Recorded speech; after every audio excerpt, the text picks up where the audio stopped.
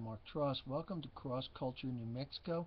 We're continuing our series out of the Apocrypha books of 1st and 2nd Maccabees. Today we'll be sharing out of 2nd Maccabees chapter 10 verses 1 through 8.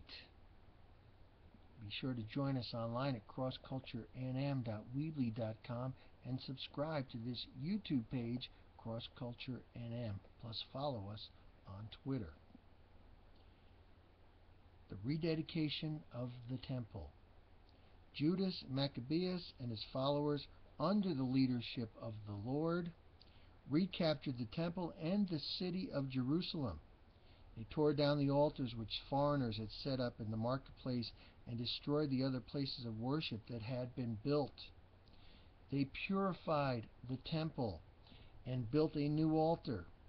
Then, with new fire, started by striking flint, they offered sacrifice for the first time in 2 years, burned incense, lighted the lamps, and set out the sacred loaves. After they had done all this, they lay face down on the ground and prayed that the Lord would never again let such disasters strike them. They begged him to be merciful when he punished them for future sins, and not hand them over any more to barbaric, pagan Gentiles. They rededicated the temple on the 25th day of the month of Kislev. That is so important to know and understand. The 25th day. The same day of the same month on which the temple had been desecrated by the Gentiles. The happy celebration lasted 8 days, like the Festival of Shelters, and the people remembered how only a short time before they had spent the Festival of Shelters wandering like wild animals in the mountains and living in caves. Now this is speaking of the Feast of Booths or Sukkot.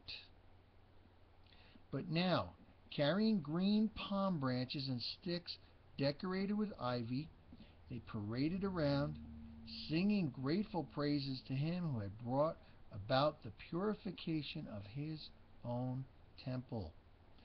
Everyone agreed that the entire Jewish nation should celebrate this festival each year.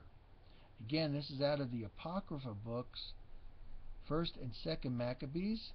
This is 2nd Maccabees chapter 10, verses 1 through 8. Now know and understand, you and I are the temple of the living God today.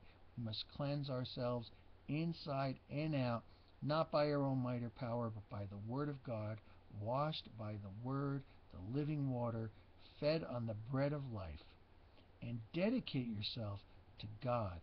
As you celebrate Christmas this year, think about the 25th of Kislev and how the Jewish nation, God's chosen people, celebrate Hanukkah every year. The true story, the biblical story. And read John chapter 10 and other scriptures to know and understand that Jesus celebrated it as well. Be sure to get with us on LinkedIn, MySpace, Google+, and check out our website, crossculturenm.weebly.com.